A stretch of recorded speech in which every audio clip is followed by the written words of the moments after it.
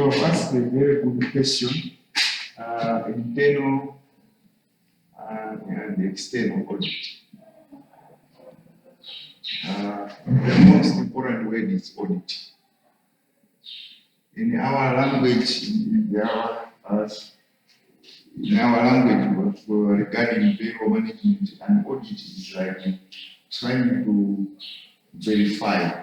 Okay? The role of audit in salary control, the role is to help in verification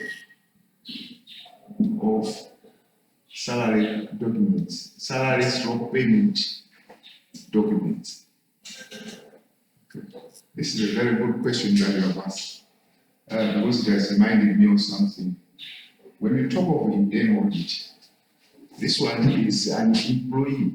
It's an employee, or it is a whole department. It depends on how big the company is. It could be a separate department, but those that are working there are paid by the same organization. Now, the question you have asked should not end there. We are now in the third year, we are going ahead with our education. We need to be understanding things, not just by the way they are. I will show you why the question is very important.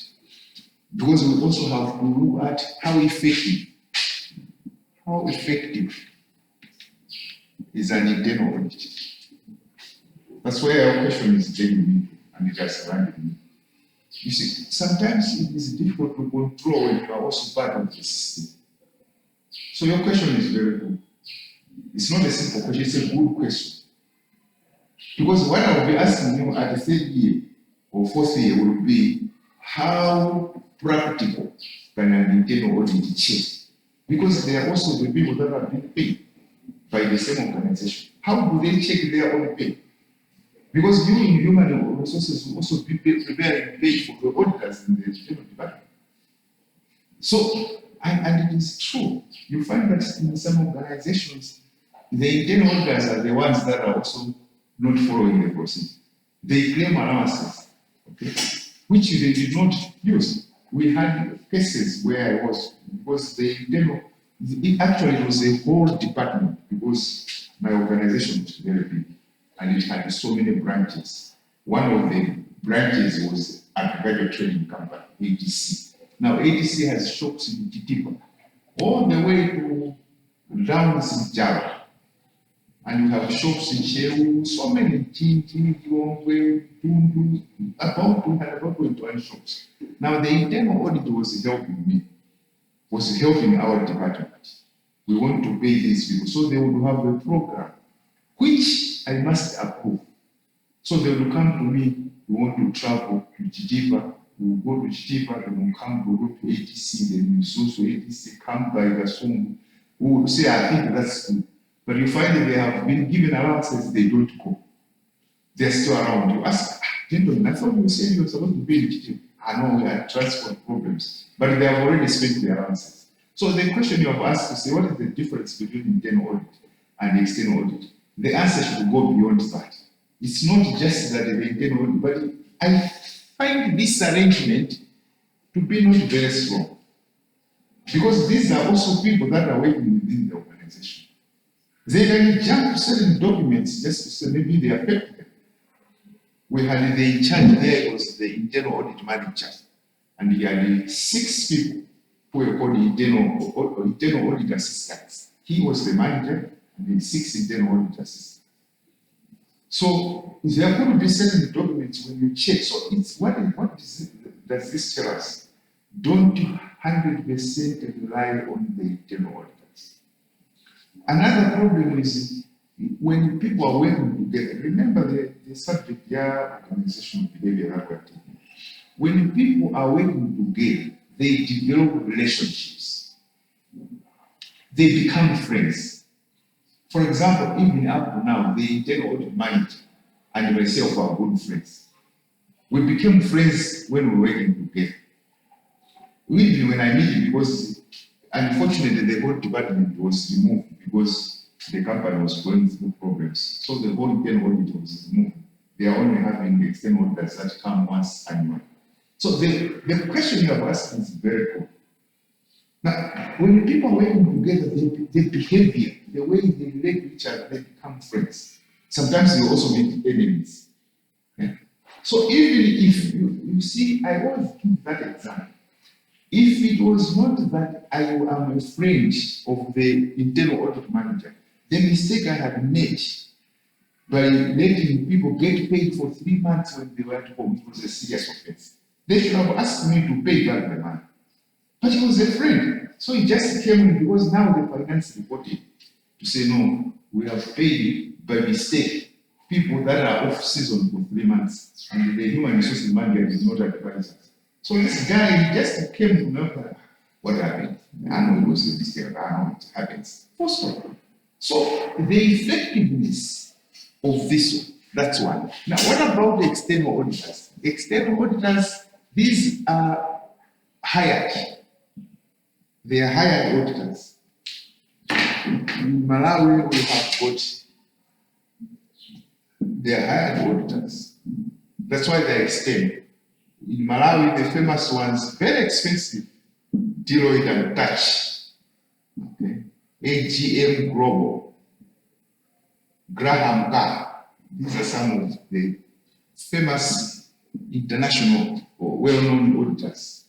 They are hired once in a year, and they are very expensive. Let me mention, it's very expensive to pay external auditors. Expensive, very expensive to pay auditors.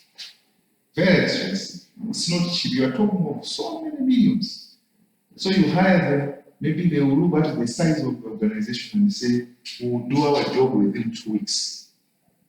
But there is another weakness to them. Apart from being expensive, there is another problem. Another problem is these people come, they come late. Not that they want to come late. They cannot control salaries. Let me tell you this honestly.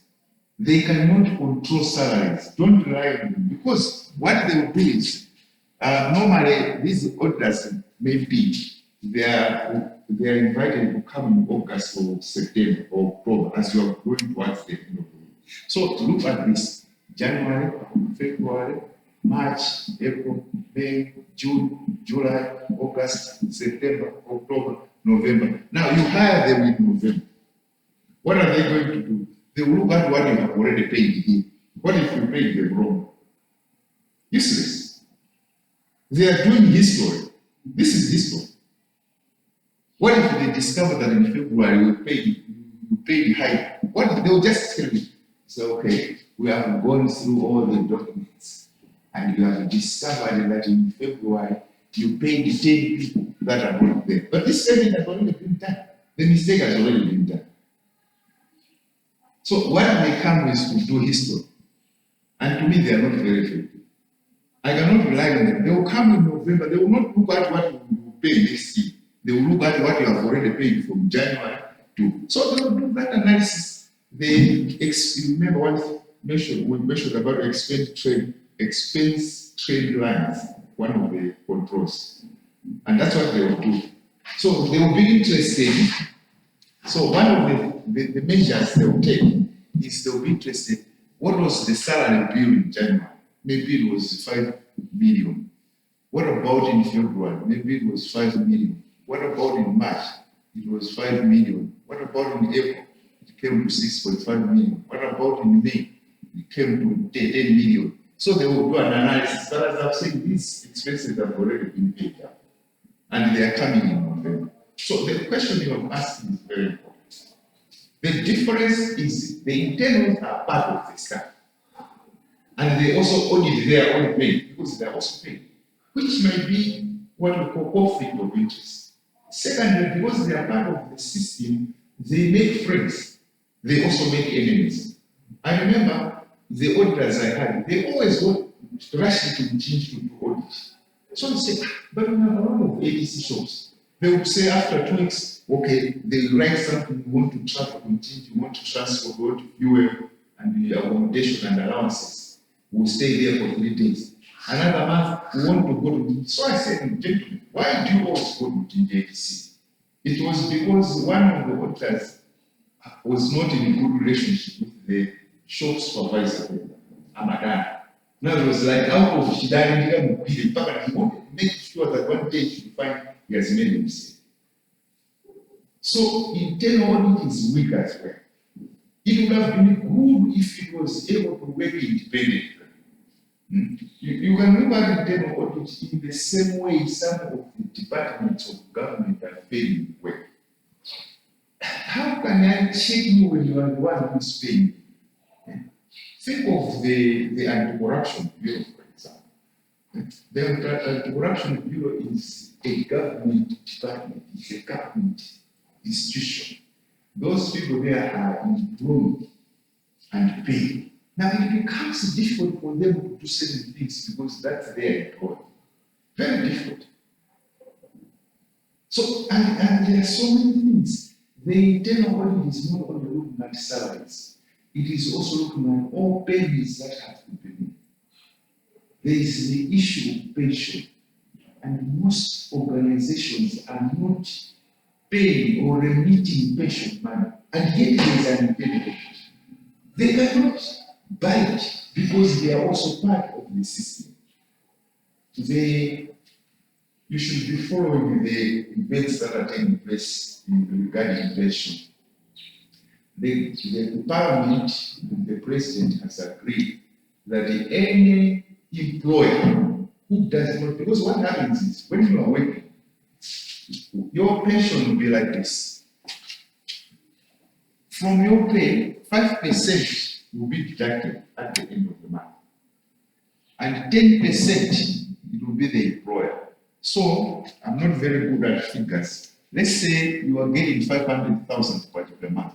5% of this will be deducted every month, whatever it is, I'm not good at mathematics. And then 10%, the employer will not deduct from here. The employer will calculate 10% of this, but will take it from his finances. So it's like the employer contributes 10% of what you're getting. So it's not the same. If somebody is getting 500,000, it's only 5% that will be deducted from you.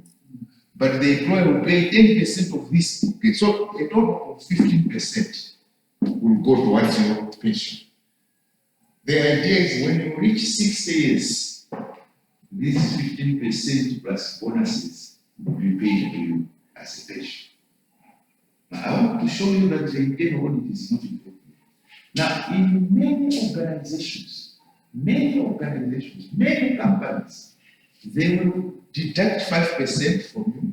They will also calculate 10% because pension money is not kept by the employer. The employer can use it for other things. It is a requirement. The law says when they have taken the 10%, 15%, 5 from you, 10 from the employer. This 15%, whatever it is, whether it is 25,000 by the total, it should go to a pension fund manager. A pension fund manager. The pension fund manager can be Old Mutual. This is a pension fund manager. Can be any B pension fund manager. This is National Bank. They are also fund managers. It can go to NICO. These are pension fund managers. So what you do as a human resource, I want to expand on the problem of internal audit. What you do as a human resource, you will go to audit. You say, every month we have 50 employees and the deductions for pensions come to 250,000. We want Old Mutual to be keeping those money. Now, remember, Old Mutual will keep these monies for a long time because the man will only be released when one has reached 6 days as a time.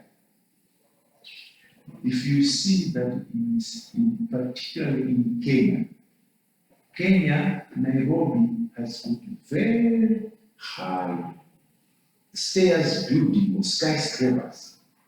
Most of those tall buildings in Nairobi are because of pension funds. Pension funds in Nairobi country not become. Leon can develop. These roads can be constructed. The only thing is why it's not like that.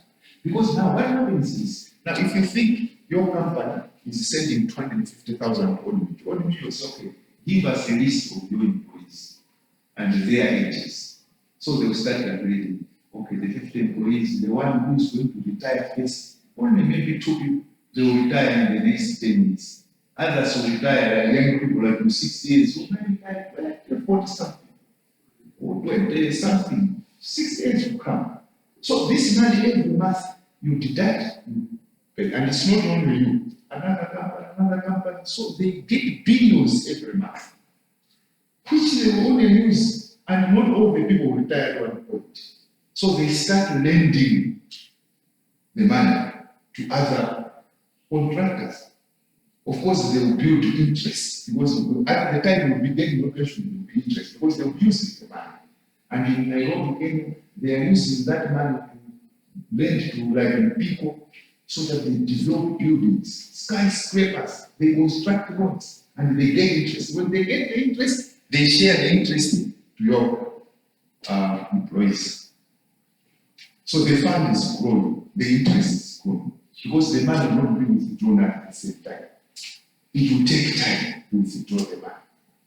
And not everyone will come and get the money at the same time, because 6 years will reach 6 years different. So the fund managers have got billions. All you has got billions. You think of ESCOM, Agma, they are with Volution. The tobacco industry companies, every company, they are with Volution. Most of them are with Volution. So the fund, pension fund, it's billions. Even the government can borrow from Volution if it has no money. But I don't think only will lend the government, because the government will not pay. So they cannot do that, because drivers are thousands of people. Because they have got billions, because they can lend.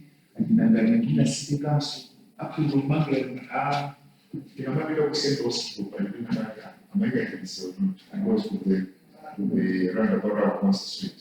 But whenever the San area is needed to carry the shortest building in that area, 10 stories up. And that was my skyscrapers will that. And that will change the scenario. Mr. Graham, at an opportune time, I would like to see you. Okay. Yeah, later on. Yeah, sure. All right. Yeah. So they want to build those skyscrapers. So there is money. That now the question is, and why we are coming up with the audit. Most companies, when they deduct, they don't send to this fund money. So they have got your 5%. They are supposed to also collect 10% from that and remit to the fund managers. But because the companies are saying now, so they will be deducting but not remitting. So be deducting and not paying. You are losing, because if the money was given to ordinary would have used that money to lend it to other people and get interest, and then your fund is growing. But you find that for 10 turnovers, I'm talking, Malawi Housing Corporation owes the employees unremitted funds in billions. They just deduct and they use the money for it. They just deduct and use the money for it. So most companies don't remit this money. On paper, you are deducted 5%, but they are supposed to send to this so that they should use your money at any interest, so that by the time you retire, you get more. But they don't do that. And yet, the internal audit is there. Because the internal audit is supposed to force the employer to say, I'm going to 5% to Mizani. Because it's like they're stealing from you. They have deducted, but they're not remitting. And they'll say, I'm going to have financial problem. That is why the Pension Act that has been amended, it has just been amended, is to say any employer, because this remittance, will get paid on 27, let's say 27. The law says 14 days from 27, you must make sure you have paid this money either to ordinary or to LP patients, whichever is your fund manager. So now the government has approved, or the parliament has approved that it should be 150 million fund. Any company that does not remit by 50, it will have to be funded 150 million. That is one way to force these companies to pay. That's why if you ask me, why is it that the funds, the pension funds are not used for development? Because the employers are just deducting and not remitting. If ESCOM, Malawi Housing, ADMAC, auction bodies, Limberi were remitting these fund managers billions of kwacha, which they would have raised because they will not be needed now. It will be needed at a later stage. But they are just deducting their employees and not remitting. So now the government has come in with a law to say if you don't by the 14th submit or remit the deductions you have made for a particular month to your fund manager, you will be fined 150 million. Now the question is, where is the internal? Why can't the internal go on the payroll? They pay the payroll, the list, and see you are deducting 5% from these employees, but we have not seen that you are paying the fund managers.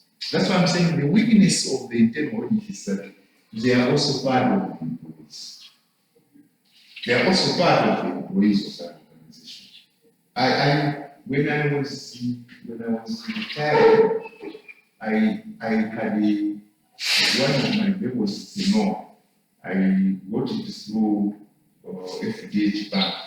There was what is called an asset finance. So you go and get a loan and they will deduct you for 5 years, 60 months. So when I was getting this vehicle, it was in 2014.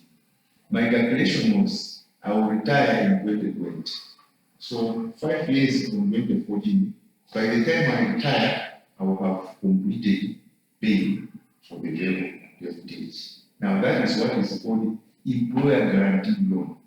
So my employer wrote a letter to FDH. We are here, we certify that he is our employee and he would like to get a vehicle. I have already found the price, or I have already identified the vehicle. So I took the letter to FDH in 2014. FDH saying, okay, so they want us to pay for this. I said, yes. And then the employer will be deducting from my salary and pay for 5 years. They give me the letter. Of course, FDH has a condition. They want they always pay for a vehicle that is not more than 10 years old. Because I'm going to guarantee 5 years. By the time I have money, I will go to budget. So I'm they're interested. I'm passionate. After 5 years, that I will that. So I'm now yield. And they actually physically see the vehicle. So I take the vehicle from the one I wanted to buy to FDH, and they are going to come up with my examiners. They look at several things and say, okay, this is it's just 7 years old. It's not even 10 years old. It's a good one. So they pay the check to the person who was selling for something new. And they told my employer, we are giving you the vehicle. So I started tracking. Every month, I was deducted about 100 and something. 100 and something, paid. 100 and something, paid. In 2020, when I was retired, because one thing, FDH will still keep what is called the blue book. Because they are interested in that kind. So blue book are in their name. Until when you have completed the loan, that's when they change the blue book. They are also, because that's a bank, they want to be sure that they are still having or properly. The average I was using it, but the blue book was there. So come 2020, 5 years, my basic here was showing deductions every month. By the time we reached January 2020, it was 0, meaning I completed the loan. So I quickly rushed to FDH. I've come to collect the book because I've completed the payment. They said, oh, you still owe us 2 million. 2 million? The point is, they were deducting but not remitting. At the end of that, he did not. So I rushed back to my notes. But the FDA is saying there is still a balance of 2 million. When my base is showing 0, I'm sorry, that the one going to have problems, so we just reject and make for payment. So they are providing some funds and paying because I was tired. So, but it's not only me, so many others. That's what. So they, as I said, the question that you asked is very important. The internal audit has got its meanings. The external audit is history. They trace history. The control is not. This is not control. How can you control something that happened in February? The problem has already been committed. There was one guy, I don't know whether you were there at the time, because somebody told me that you once also attended my university.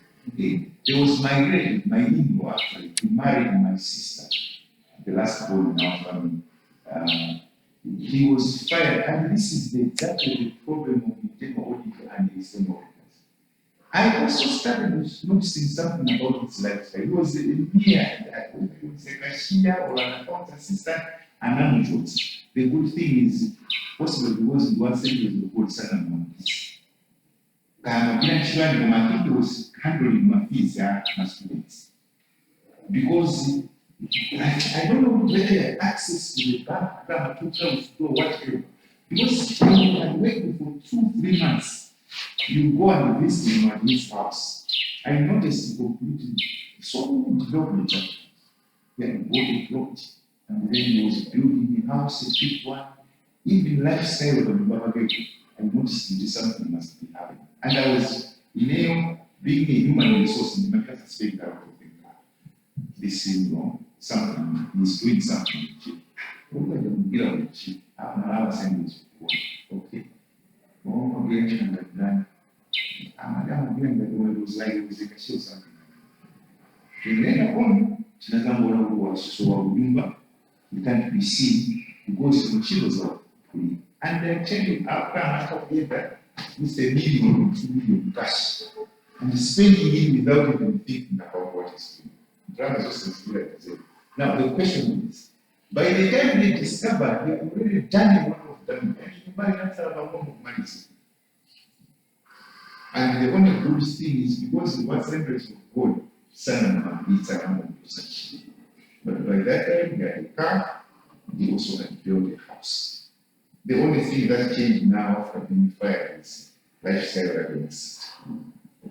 So the question is, where is the internal audit? Where is the external audit? It's weak because external audit comes too late when the damage has already been done. Okay, so let me just go through and finish the list. As I said, they are not the way I presented, but you can check. And then we also talked about the change authorizations. I think I mentioned something about that. You need to frequently change the people that are authorizing the payments, not continuously, not just keeping them for a long time. Sometimes it becomes good to change because even when people are retired, and I can tell you that I don't understand, even up to now, the banks call me to say we have a check here in the name of so and so. Because when we are talking about change authorizations, in an organization, there are people that must be allowed to authorize payments. That's what you should understand. Even here, if I want to get an advance for maybe 30,000, there will have to be a process of control. There will have to be a process of control before they give me that check. It's a common practice. And the check, there is a rule that at least 2 people must sign that check. And it means at the bank you have a list of people. That's why you should not be surprised if you were given a check from any company, you take it to the bank. They will say, what they do is, check it, phone, they call the company and say, so they look at, in the bank, they have a list of authorizing officers. They don't necessarily have to call those that have signed on the check. but they have maybe 10. For example, like this institution, we have 6 people that are allowed. So if they give me a check, I give it to the bank, they'll say, wait a little bit. Behind the call, anyone in this list to say, we have checking number so and so in the name of so and so. Should we pay it out? So that one should say, yes, pay. That's when they will call you now in the bank. So, Mr. Lumban, come. They will be verified. They have contacted authorizing officer. So what I'm saying is, this is also another oversight or another area that we don't review our authorizing officer. Up to now, you find National Bank is calling, we have a pension check in the name of so and so. Should we pay out? Because I was the chairman of the pension fund and I was one of the top signatories of any checks to pension. So when I tell the bank, oh, but I retired in 2020, I'm no longer, which means my signature is still with me. What they should have done is to advise the National Bank to say he is no longer an authorizing officer. Now you can see if we don't change authorizations, people that have left employment can still sign and authorize. Now maybe the check is okay, but these days with this technology, payments you don't even need to write a check. Now what if I had the right, because it shows National Bank still recognizes me as a signatory. What if that meant that I had the authority to go into the account pension and authorize payment? I can authorize payment and the money will be transferred to your account. I can simply say, what is your account? I have national because they have not changed the authorization. So you can see the date of not changing authorization. Reviewed, updated. So I can come here and say, my friend, there's 3 million here. I want to share. I will transfer it because these days technology is very good. You don't need a check to pay people. Actual salaries, there are no checks these days. When the figure is calculated and it is verified and the internal auditor has certified, then the authorizing officer sits down, goes into the system, is on the network, and then it connects to National Bank and says transfer of 30 million for salaries as follows, and this will send the list. National Bank will be allocating that 30 million to people. No need for any check. Now, if that was the type of authorization I had where I was, what would have stopped me by saying, okay, let him authorize payment of, and technology does not ask you why you're doing it. Problem with technology and payment. So this is another area that we'll look at briefly to say, what are the challenges? I think before we come to performance, we'll look at another challenge which has to do with technology. The problem of technology. It is not a human being. So it doesn't think. It does what you have told it to do. Okay. So the change authorizations in that way is that you constantly need to review and change. I'm told that at the Reserve Bank, there is a certain office or a certain area where, I don't know whether it's where they keep money or something, but it's very, very sensitive things. 5 people keep different keys to go to that. So the only key you have, you can only open one area. Another one has got a key that you can open another area. Another one has got a key to that. So that if that room is going to be accessed, it is 5 people have worked on it. Control. Not just one person to go in. I don't know what is kept there. Because change authorizations and audit could help in controls in terms of salary. The other one that I mentioned, not according to your list, but it could be the same, is expend trend lines. That one I said is also important, and this is what the auditors normally look at. Why is it that the salaries in May were 10 million, while in January they were only 5 million? They will ask you.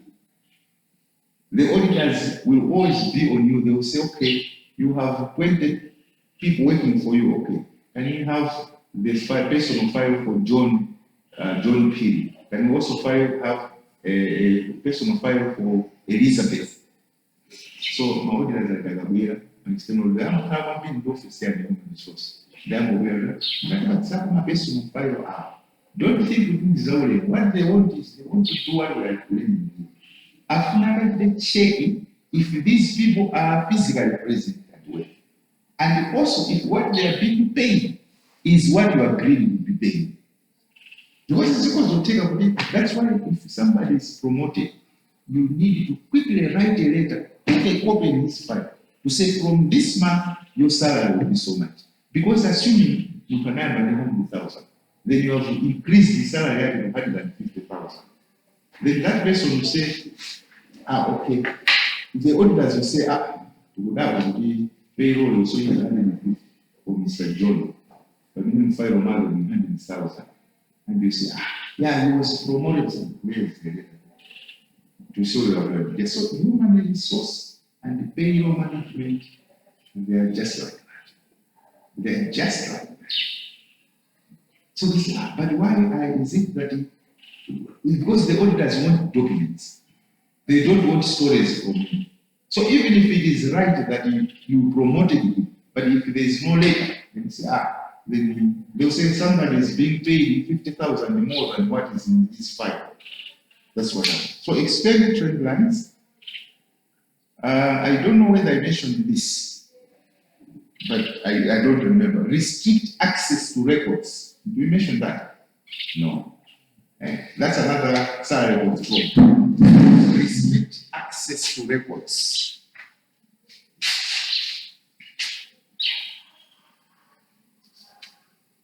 Restrict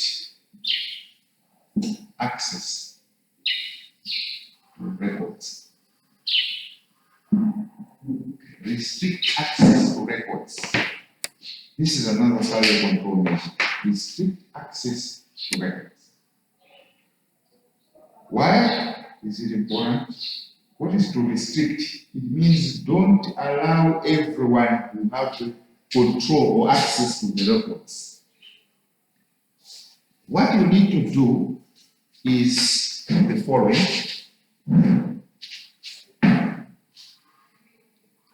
Look up employees file.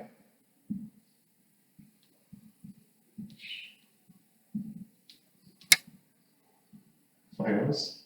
Employees personal files. 2. Look up payroll records.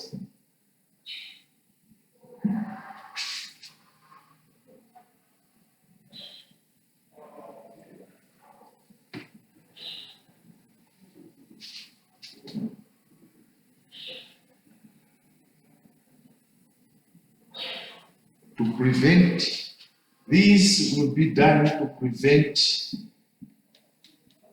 unauthorized access. I tell you, this is a very important area. Records that have to do with employees' personal files and payroll records, they have to be looked up. Anytime you're not using it, they have to be looked up. Now, these days, we are going paperless. Technology has reduced. Most of these are in soft copies. So when they are in soft copies, what you can do is use password. Use password. Because these days we are using electronic records. Maybe we don't have hard copies. We don't print out. We are still using electronic copies. Then you should use password. Put a password. In your office computer and the computer that you have in your office, which has got records of employees, please give it a password that you alone know. That's how you can lock up these records. Because if they are open, you might be out in a meeting.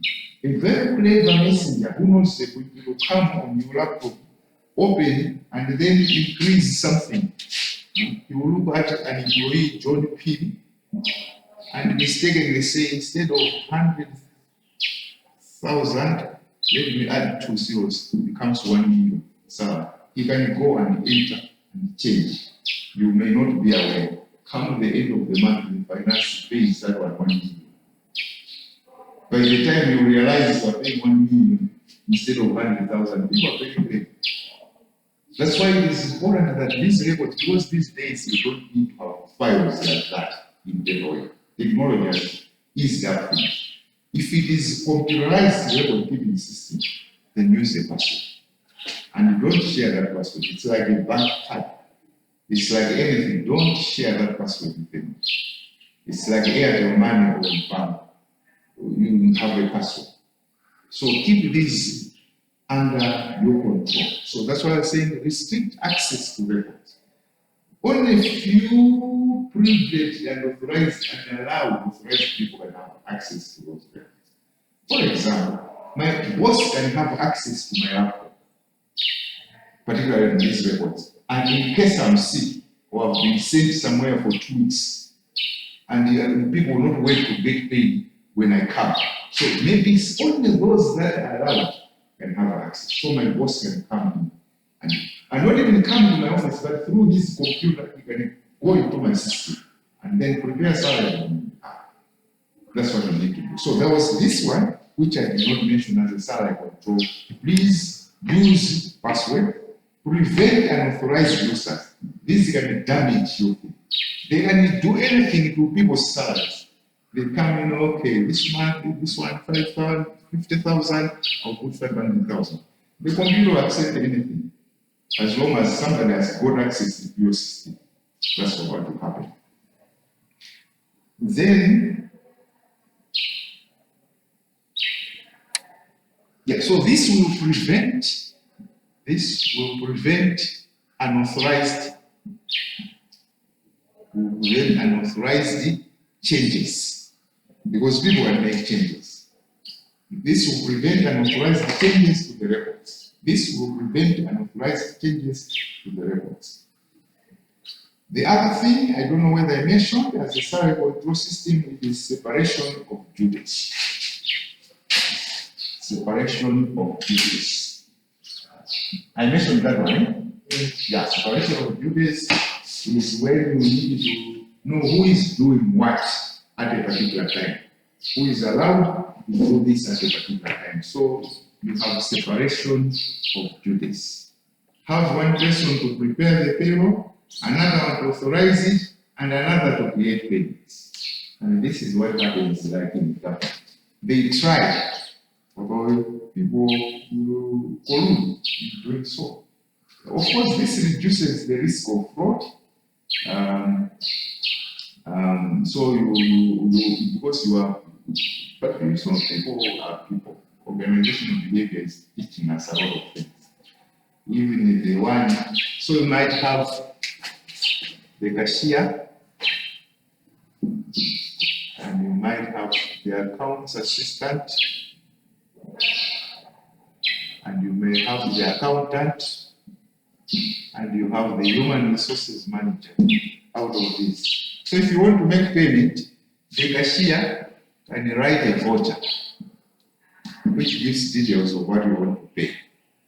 The accounts will certify by signing on the voucher. The accountant will authorize. The human resource manager will approve. These are the normal ways to use: authorize and approve. The one who approves is the one who is now saying pay. So you might have a cashier. For example, if I wanted to use an example here, Frank can initiate a payment to say, let's give 5,000 to Mr. Ned. He will write a voucher. He has a small book. Pay 5,000. He will take it to Madam Muhammad. And she will see it and the counter say, well, okay, I know this payment. Do that. Then they will take it to the registrar, or maybe the team, and then the registrar will finally approve and the money will be given. This is not bad. We are looking at payments that should be safe. So separation of duties is important as a tool for salary control. The other one, which now I remember I mentioned, is matching payroll register to supporting documents. We talked about this. You know, the payroll register shows gross wages, deductions, and net pay. So all the documents that are residing into the pay of a particular employee must be matched. And this is another area where there is also room for fraud, room for cheating. Is overtime well calculated? Did this guy actually work overtime? You know, human resource has a very difficult job. So you need to have to trace the supporting documents for verification. Trace them. Where are they coming in? Suddenly, an employee's salary, which is normally basic, is 50,000. The gross is coming at that particular month, 95,000. Before you authorize and approve this, find out where is the 45,000 coming from. You need to verify where is the 45, the additional 45. So you go to the department where this guy is working. What has he done to deserve 45,000? So okay, so I remember we forgot to pay him housing allowance last month. So we have included the last month's housing allowance to this month. You still are not satisfied. Where is the document that authorizes that we should give the housing allowance? So the person should produce a letter as evidence. So here is a letter from the general manager saying we should pay to the assessor. Okay, so the 45,000 is housing allowance that was not paid. It happens both ways. Suddenly you find an employee who gets 50,000 this month is getting 25,000. You might also be interested, you know, once in a while go through the system, see how people, their pay is fluctuating. What is happening? From 50,000 to 25,000 why it's been paid. You ask, what has happened? Now you see, sir, this one we did not deduct for 2 months for the fertilizer we took. So that's why you are deducted twice to compensate for the 2 months. That's why his salary has gone down. That's human resource. You need to be interested in what people are getting. And you will be advising. So what is happening? Why is the salary so high this month? Why is the salary so low this month? Once in a while, you cannot do it for every employee, but you are doing it for the organization is a little bit small. Let's say if you have got 15 employees, you should have that interest to go through what are the people getting? What documents are being used? What documents are being used? And I said, this documentation in payroll is very important. The documentation is very important. Any documentation that has an impact on the amount of the figure that one is getting is very important. So you match the payroll register to supporting documents. And another thing which I think we do not do is hours worked verification. Hours worked verification. Hours worked verification. Yes, it's another problem. Hours worked verification.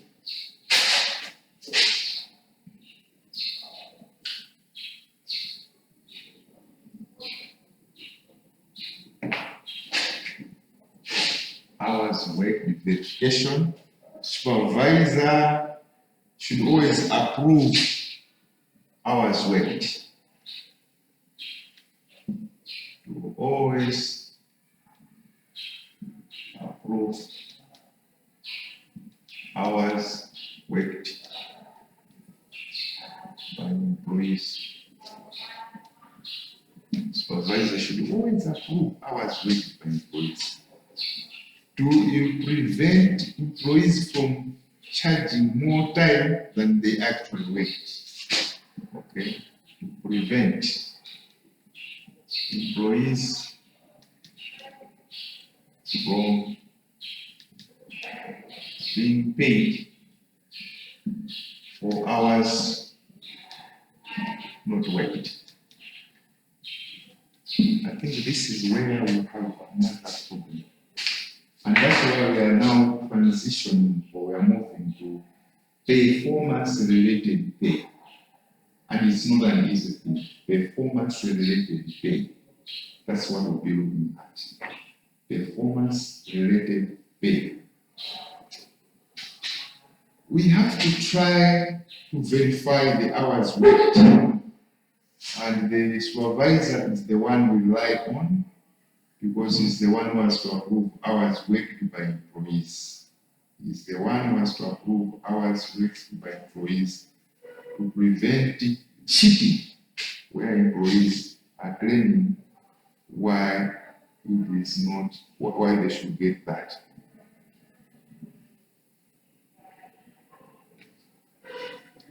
The other one is the one I just mentioned, update signature authorizations.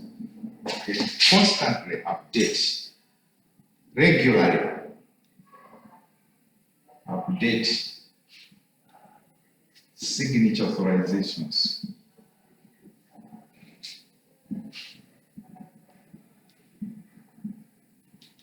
Regularly update signature authorizations, particularly when using check. Okay. When you're using check, please make sure that you update signature authorizations. Some people do resign, some people leave the organization, they leave the company. So if you don't remove them, then they will still have authority to sign the checks. And that will be an area where salaries can be a problem. The other one is hand checks to employees. Okay? Give checks to employees. To hand over is to give. Another salary control is hand. These days, checks, salaries using checks is not very common. Hand checks to employees. What we are saying is, if the check is for you, it should be given to you, not your friend to give it to you. So control system. Yeah, it's still another control system. Hand checks to employees.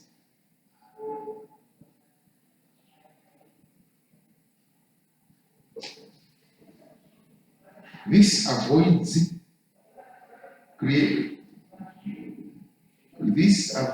creating checks for ghost employees.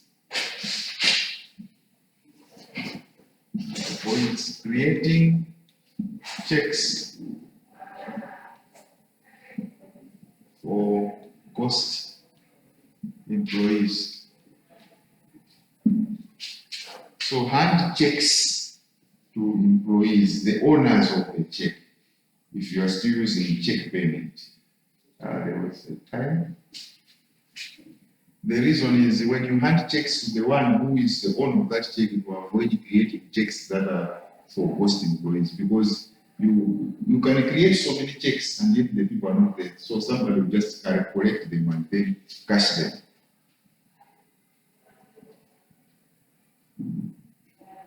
Yeah, there's still some important controls here, which I cannot leave out. Another control is create or open a payroll check account. This is very important as well. This is another control, salary control. You should open a payroll check account.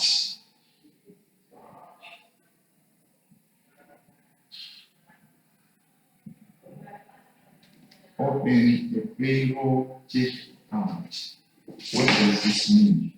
What it means is it is important, particularly for larger organizations or even an institution like this one. You have to go to any bank.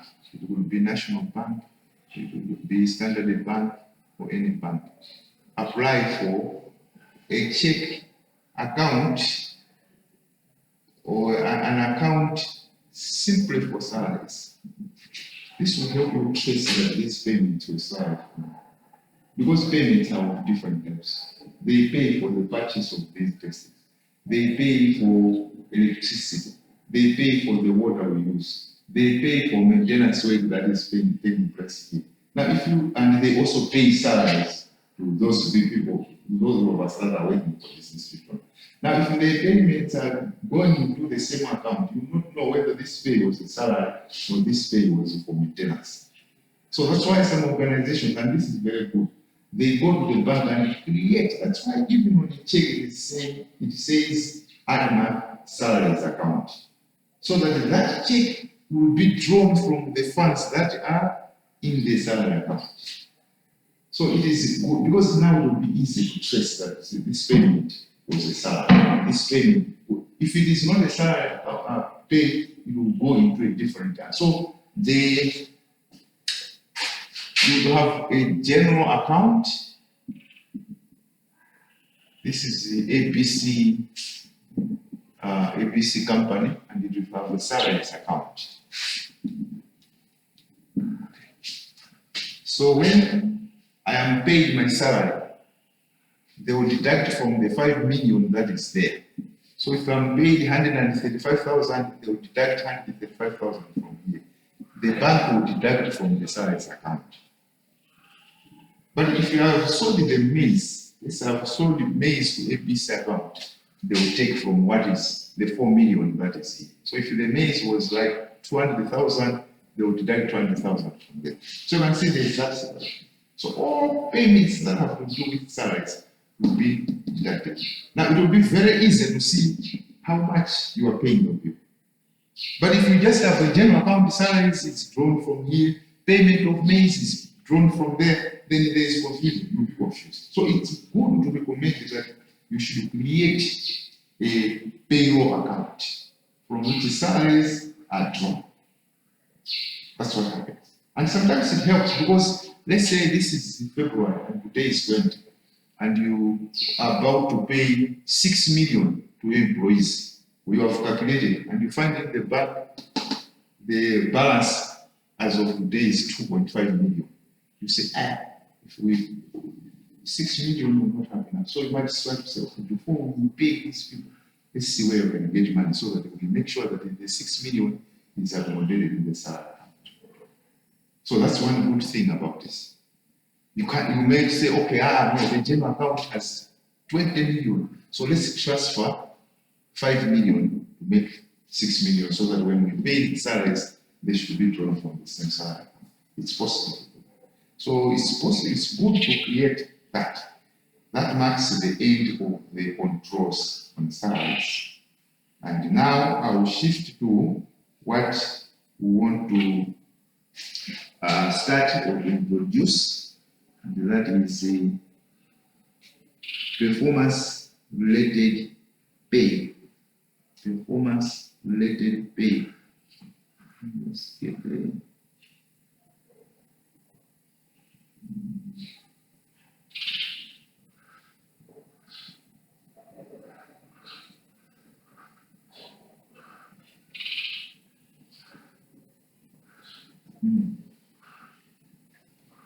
Right, this one, we need to understand a little bit about performance.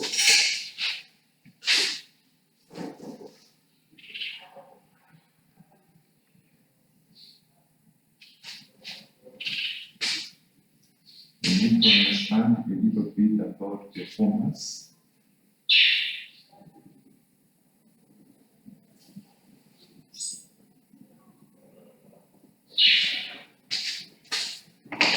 When we're beginning this course, my question, or some of my questions, were revolving around what do we pay people for? And I think that should also be the basis of our next topic. Performance-related pay, and it is in short PRP. The question still stands. What do we pay people for? What do we pay people for? That's one. Two, how do we pay people?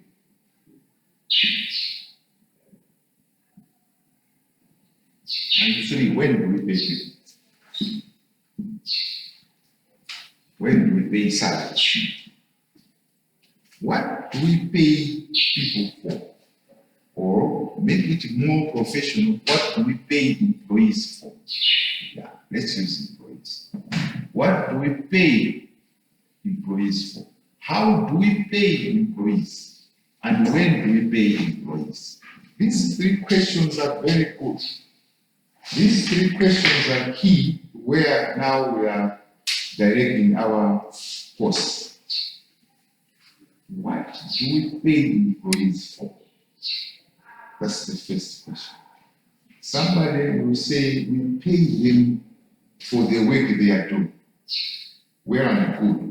But the next question would be, how do you know that what they have, the volume of their work is equal to the payment you are giving them? That's another area. People will answer you. If you went to any organization, if you went to Airtel, if you right now we visited TNM, or if you visited any institution, the question that we will ask is, what are you paying your employees for? Most of the people there will tell you we are paying them for the work they are doing. Okay, well, good, that's interesting. But how do you know that this guy should get 300,000 per month? How do you measure the pay against the work done? This is another question we ask that gentleman. We ask that gentleman, okay, we are happy that you are paying people for the work done. How do you know that the work done is equal to 300,000, which you are paying this guy? How do you know that the work done by this gentleman or by this lady is equal to 150,000? They may have problems to answer that question. Because we don't have, there will be differences. So in terms of what do we pay employees for, the answer would be there are variations, differences, as to why we pay employees for. There are certain jobs where you can easily know the volume of work against the amount given.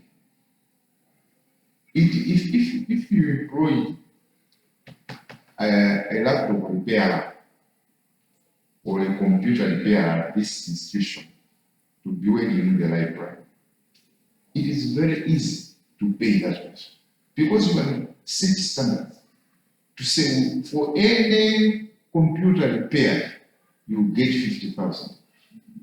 So at the end of the month, you will have to check records. Remember pay structure and salary control. The librarian has to sign to say this computer has been fixed. This one, so at the end of the month, you will say the librarian will give you a report to say he repaired 5 laptops. So at 50,000 per laptop, his pay will be 250,000. It's very easy in that case. So the question, what do we pay people for, depends on the type of job. In certain jobs, it is easy to equate the pay against the work done.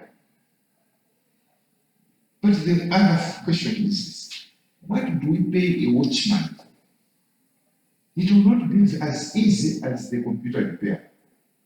Because a watchman comes at 5 o'clock at your house and leaves at 6 a.m. in the morning. At the end of the month, you pay him 75,000. Have you equated the 75,000 against what? The question is, what work has he done? What work has he done? How can you measure the volume of work that he has done for a month? Is it just his physically being present? Because assuming there were no thieves that came, nothing from 1st January up to the 1st January, and you are paying 75,000, the question still comes: what are you paying him for? He just comes. He may have been sleeping, just like you. Only that he's outside. No thieves come. The whole month, 30 days. There is no night he has woken up and chased thieves. At the end of the month, you pay him 65,000. The question is, what do you equate that 65,000? What has he done? What has he done? And this is also very common. So it depends on the type of job. So the question, what do you pay people for, may not be easy answer, because it will depend on the type of job that one is doing. Some jobs, it's very easy to measure, to relate performance to the pay. It's very easy. But in some jobs like the watchman, it may not be very easy to pay. But there are also other things, as we will see, and the pay-related, performance-related pay, that we don't just pay people for what they have done or the performance. We also pay people for other things, like the behavior. We also pay people like the watchman. They are now looking at behavior, organizational behavior. You're also looking at commitment. You are looking at physical presence. So there could be also differences or problems in pay-related, performance-related pay. So what we'll do is to have a basis of what is performance. Remember, what is performance? You know, some of these things are related. We look at performance in several other areas. The course about human resources management, you can't rule out performance. So we will try to understand performance, which we want to pay for. We want to pay for performance in the first scenario. We'll move from this, we'll come to another, pay for results. See? So there's a difference, there will be a difference between pay for performance and pay for results. Because for results, it does not matter whether I come to work. Actually, there is a country, I think there are countries, some countries are saying they don't care whether you go to the office every day, but what they want are results. So if you are given certain things, they'll say, Mbani, this month, we want you to produce this report, we want you to produce this report, we want you to make sure that you go to this other company and get information about this. This is your job for this month. It does not matter whether you go to work. What they want is on the first March, you must be able to do the reports. You say, okay, you said I should write a report for this year's report. You said I should also visit this company of ours, or I should visit that company to negotiate that they should be giving us stationery on credit terms they have agreed, and this is the letter that they have said. You can start drawing files and other documents, and we'll be paying after every 2 weeks. You also want me to get this month, this is what happened. You need to be paid. They will not ask you, but you will not come to the office. You wanted me to do this. This is pay for results. Which is a better way? Because the question is, we want to make sure that when I get paid, there must be happiness on my part and happiness on the one who is paying me. They must be two. The one who is paying me should not be complaining to say, although I'm paying, I cannot see the benefit of giving you employment. That's not what I want to say. That person who is paying you, if he complains that he is paying you and does not see why you should be paid, then there is a problem. That's why I say, should we pay for performance? Should we pay for results? Should we just pay people for coming to the office? Just like what happens in government. Because sometimes in government, it seems like these people will be paid this weekend, this is when they will start getting paid. But basically, I can tell you, they'll be paid for being available at capital. They don't even care whether they have performed. They don't even care whether they are results. So it's like, why are they being paid? Is it simply for being present? So the pay is for the travel they take. Wake up at 5 o'clock, clean themselves, and dress up, and then get into a minibus to Capitol Hill. 5 o'clock, they struggle again to travel back home because of the long queues. At the end of the month, they get paid for the problem or the trouble of work, going to the office, coming out of the office, going back home. What have they done 8 hours in the office? Nothing. At the end, they get paid. Should we pay people just for being present at the office? You will notice that those countries that are well developed, they have completely moved to what I'm giving you, pay for results. They don't mind even if you go, even if I come here Because it's not the time you have spent in the office that matters. It's the amount of work that you have done. That's what matters. So it doesn't matter whether I come here at 6 a.m. or I come here at 10 a.m. What matters is, have I delivered? Have I taught? That's why when I teach you, I can go home. If that's the end, they'll still be paying for results. They will check the documentation. Oh, he was in class. He taught.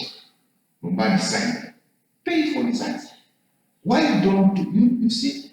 If the government took the approach of paying for results, which will be the next one after pay for performance. If the government was using pay for results, I tell you, we would have saved a lot. Because there would be no need for people to be going to cut to Hill every day. One. Two, when these people go to Capitol Hill or any government office, they use light. We are using electricity. And that is an expense. They use phones. They have got maybe mobile phones than the units are given by the government. They use water. They use, now, it's just a waste of time. If we use to pay for results, it means just tell the people in the offices, gentlemen, we want these reports this month. Whether you come to the office or you don't come, but this is what we want to get. Keep them at their home. Then the electricity will be saved at that time. Actually, I think it was Bagini was president, Bagini was during this, like he's the first president who introduced it 2 weeks holiday during Christmas. So he introduced it during Christmas in the government. Previously, employees in the government were working up to maybe 23rd December or 24th December, and only rest on Christmas and the Christmas box. Then they will come back the other way on 27th December and also start working.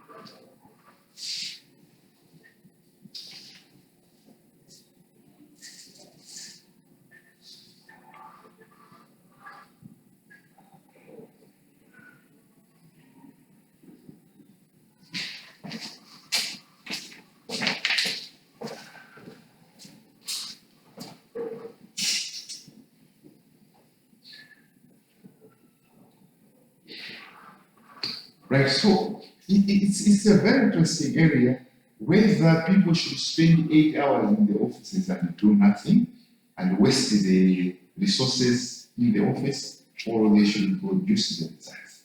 If I employ someone in my garden, do I have to keep him, to pay him from 1st August to 31st August? Or I should just simply say, this is the area I want you to cultivate for. Once you have cultivated, tell me, then I'll pay you. So it's also cheap on my side. So the guy will report, oh, I finished preparing the garden. I go and check, results are there, pay. Whether they spend 1 week or spend 2 weeks, agree, pay for results. Performance, it must be seen that something has been performed. This is what. So we'll start with performance management, and the first part will be performance management, because we have to look at performance management. Performance management, because we'll be looking at performance management now, before we attach pay. It is the process of creating. Performance management is a process of creating, it's a process of creating a work environment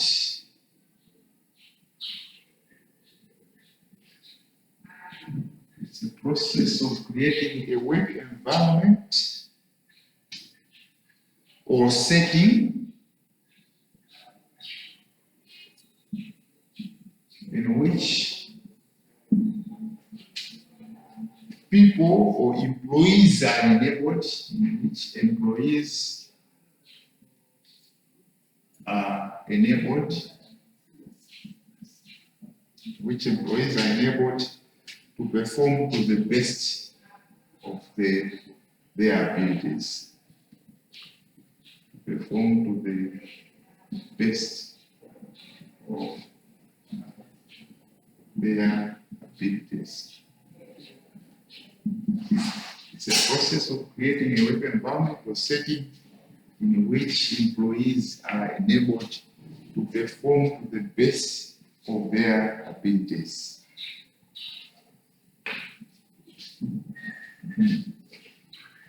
We must have touched on this some time back, but because we want to see if we can relate pay to performance related pay. So we need to understand the process of creating a work environment. Performance management has to do with creating a work environment. Because for people to perform, there must be an environment that is created. Remember the three factors that influence performance. The three factors that influence performance.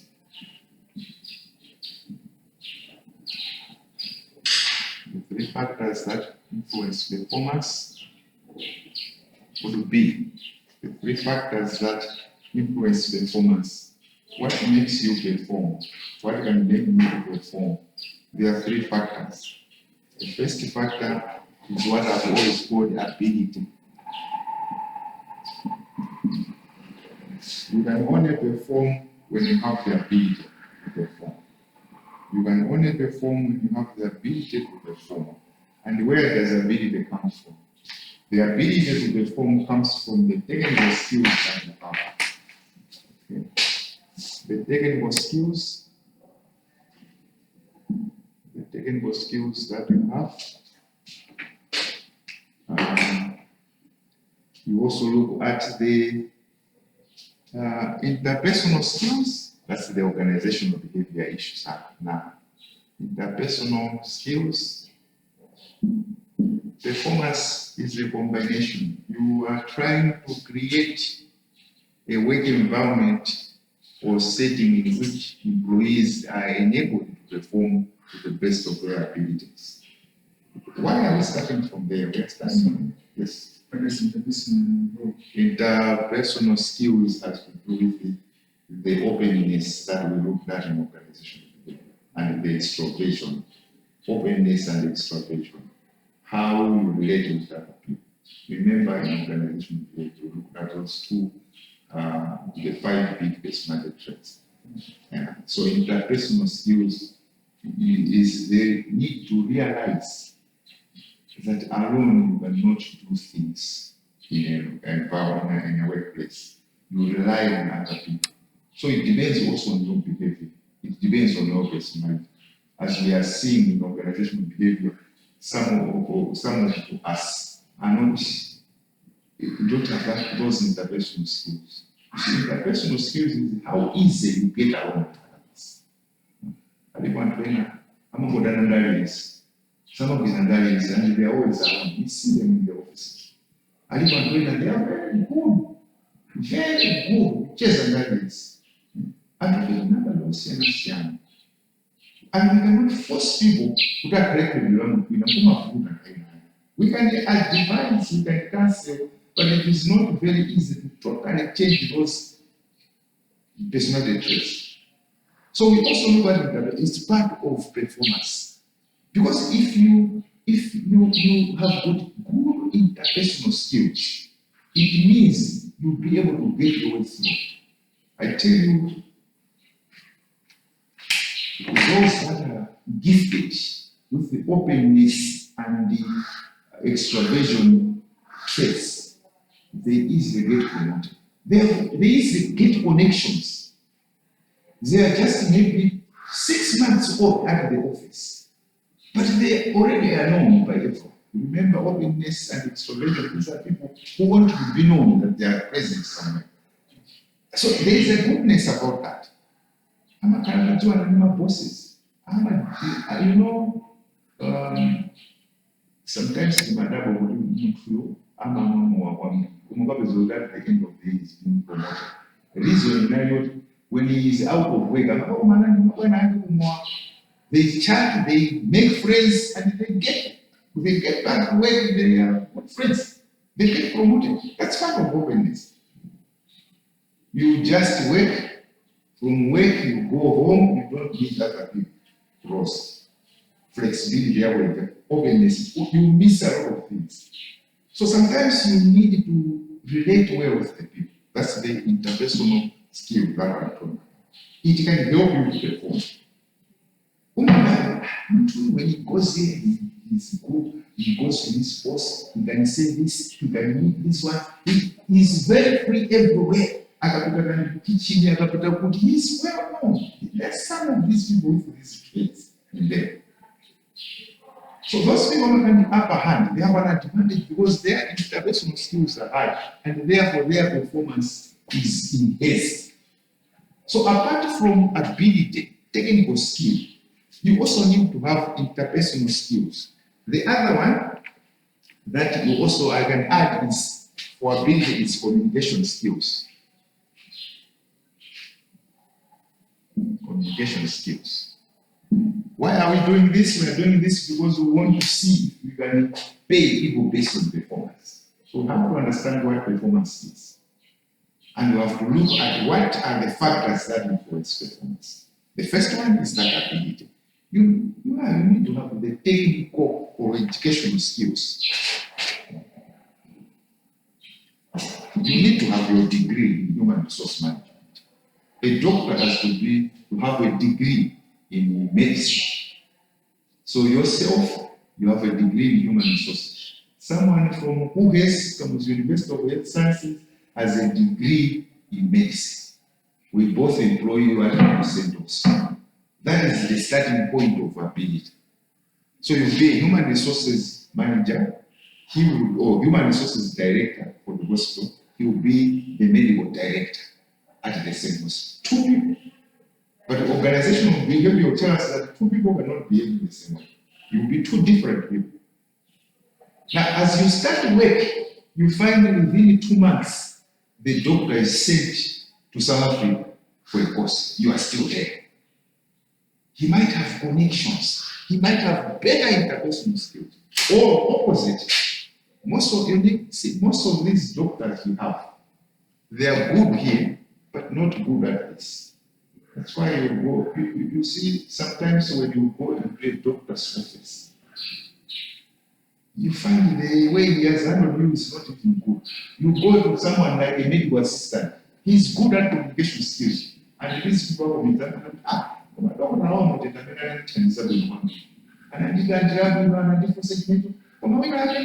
and you might find a doctor.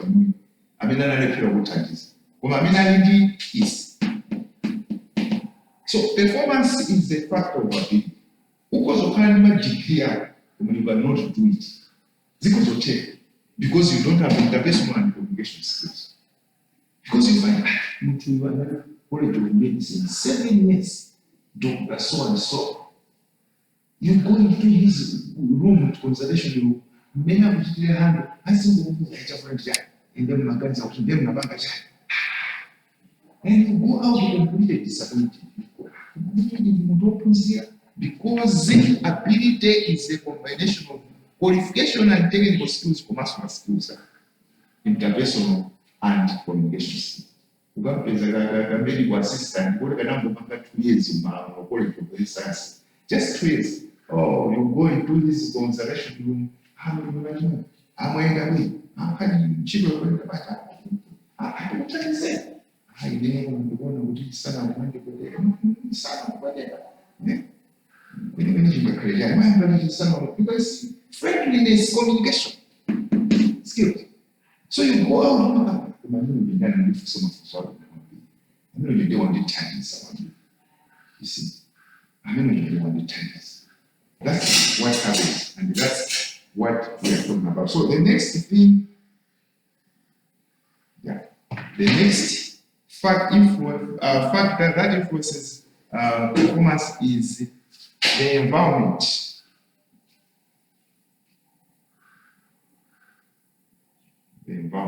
The next thing is the environment. The environment is also very important to influence performance. And what are we talking about when we say environment? We are talking about the equipment, the materials available, the resources available. That's what I mean. The support you get, management support,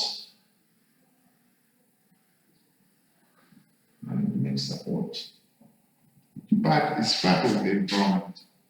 The rules and policies available,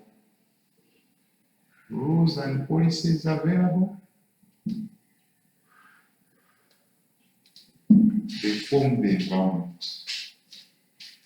The environment is the surrounding. The environment is also an influencer of performance. That's why you find that when you go to any company or organization, you find the offices are different. They form part of the environment. You find in some offices you have a carpet, you have a very good chair, and you have very good tables. That's part of the environment. It helps to improve your performance. It helps, it has an impact.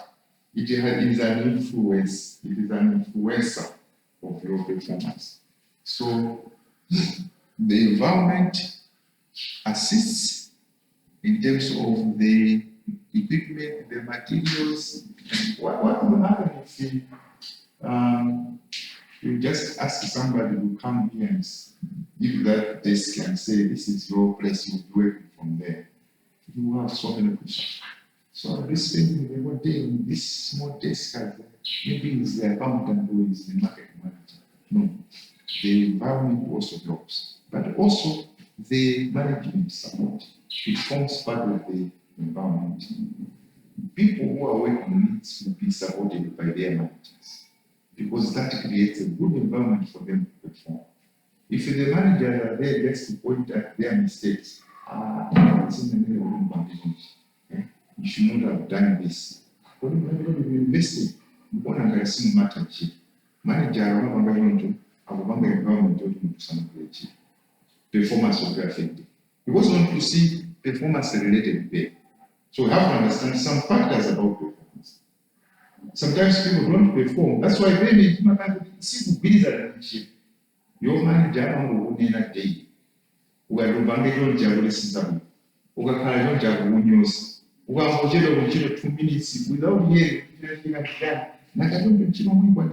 simukwanisa zimene zimapanga kuti for example, what that means to you as an employee ndoti ikamabwera mawa Tuesday umapita kuchiro kuti munyika because the environment at the workplace is not good, and that will affect your performance.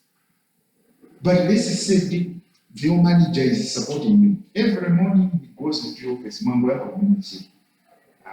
Bwana zikwenda chi. Bwana ndio okay. But when another ask us, we'll be able to go. We want to support you.